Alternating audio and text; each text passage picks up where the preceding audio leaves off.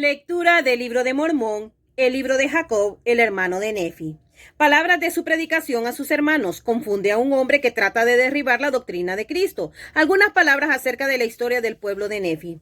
Jacob y José procuran persuadir a los hombres a creer en Cristo y a guardar sus mandamientos. Muere Nefi, predomina la iniquidad entre los nefitas, aproximadamente 544 a 421 a.C.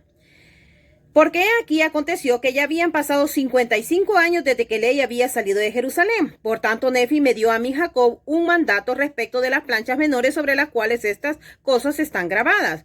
Y me dio a mí, Jacob, un mandato de que se escribiera sobre estas planchas algunas de las cosas que considerara yo más preciosas, y que no tratara más que ligeramente la historia de este pueblo llamado el pueblo de Nefi.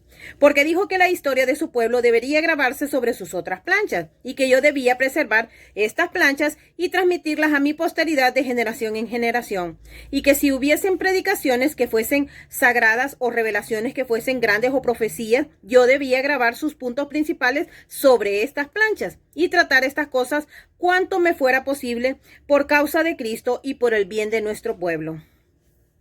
Porque, por causa de la fe y el gran afán, verdaderamente se nos había hecho saber concerniente a nuestro pueblo y las cosas que le habían de sobrevenir. Y también tuvimos muchas revelaciones y el espíritu de mucha profecía, por tanto sabíamos de Cristo y su reino que había de venir. Por lo que trabajamos diligentemente entre los de nuestro pueblo a fin de persuadirlos a venir a Cristo y a participar de la bondad de Dios para que entraran en su reposo, no fuera que de algún modo él jurase en su ira que no entrarían como en provocación en los días de tentación cuando los hijos de Israel estaban en el desierto. Por tanto, quisiera Dios que persuadiéramos a todos los hombres a no rebelarse contra Dios para provocarlo a ira, sino que todos los hombres creyeran en Cristo y contemplaran su muerte y sufrieran su cruz y soportaran la vergüenza del mundo. Por tanto, yo, Jacob, tomo a mi cargo cumplir con el mandato de mi hermano Nefi.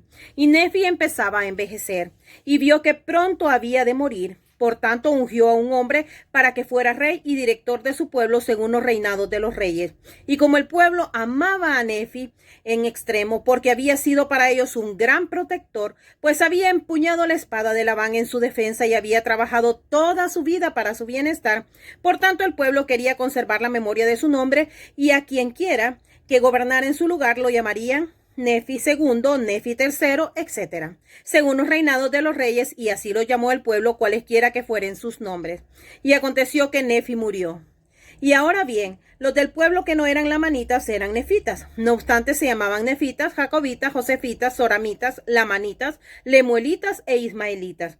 Mas yo, Jacob, no los distinguiré en adelante por esos nombres, sino que llamaré lamanitas a los que busquen la destrucción del pueblo de Nefi, y a los que simpaticen con Nefi llamaré nefitas, o pueblo de Nefi, según los reinados de los reyes. Y aconteció que el pueblo de Nefi, bajo el reinado del segundo rey, empezó a ser duro de corazón y a entregarse un tanto a las prácticas inicuas, deseando tener muchas esposas y concubinas a semejanza de David en antigüedad, y también Salomón su hijo. Sí, también empezaron a buscar mucho oro y plata y ensalzarse un tanto en el orgullo. Por tanto, yo, Jacob, les hablé estas palabras mientras les enseñaba en el templo, habiendo primeramente obtenido mi mandato del Señor.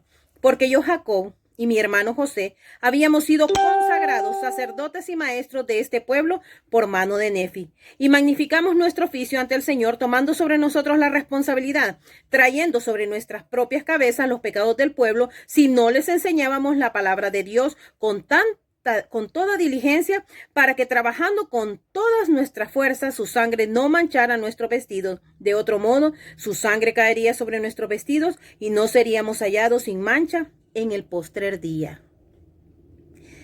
Muy importante.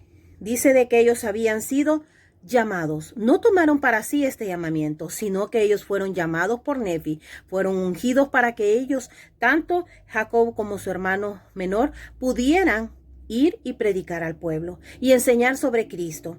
Algo importante también que vemos es de que Jacob y José habían sido consagrados sacerdotes y maestros de este pueblo y magnificaban, dice, su oficio ante el Señor y tomaban toda la responsabilidad trayendo sobre su propia cabeza, dice, los pecados del pueblo si ellos no les enseñaban.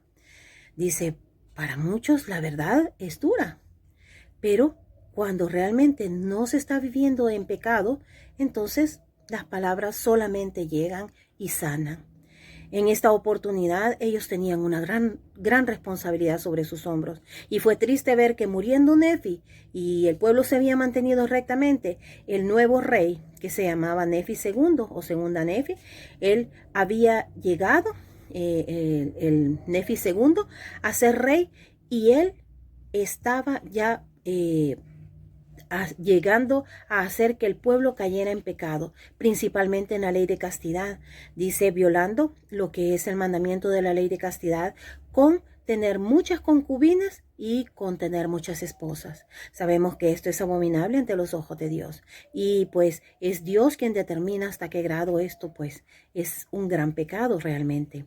Entonces es bien triste porque ellos quedaron con una responsabilidad bien grande justo en el momento en que Nefi pues ya no estaba entre ellos. Así que muchas veces vemos que como líderes, como patriarcas, nosotros tenemos una gran responsabilidad. Según como nosotros guiemos, así los demás nos siguen. Tenemos que tener mucho cuidado en nuestras actitudes y en nuestras actividades, porque las personas están allí al pendiente de nosotros. Si nosotros erramos, pues podemos acarrear que el error también llegue a los demás. Tenemos que hablar siempre con Dios y en nuestras oraciones presentarle nuestra petición de que nos bendiga y nos ayude para podernos mantener siempre en ese sendero estrecho y angosto. Ayudar a nuestras familias, a nuestros hijos, a nuestros nietos si los tenemos, a todas nuestras amistades a que encuentren este camino, que puedan ir y comer de ese fruto que es más deleitable de cualquier otro, de ese fruto del árbol de la vida que vio Ley, de ese fruto tan deseable que lo hace a uno feliz.